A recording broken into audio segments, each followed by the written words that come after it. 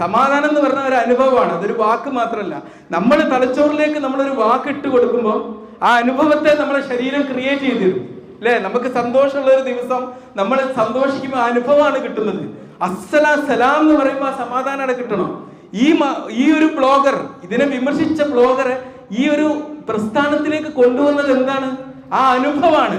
കാരുണ്യം, ദയ, ആ വാക്ക്, ആ വചനം കൊണ്ട് വായിച്ചപ്പം അതുവരെ ഭീകരന്, തീവ്രവാദി, അതുപോലെ എന്തൊക്കെ മതത്തിന്റെ പേരിൽ മതത്തുമായിട്ട് ബന്ധമില്ലാത്ത കാര്യങ്ങൾ ചെയ്യുന്നോ അതെല്ലാം ലാബിലും ഒട്ടിച്ചതെല്ലാം അങ്ങോട്ട് മാറിപ്പോവുകയാണ് ഒരൊറ്റ വാക്കിൽ. ഞാൻ കഴിഞ്ഞ ദിവസം അദ്ദേഹത്തിന്റെ പോസ്റ്റ് കണ്ടതാണ്.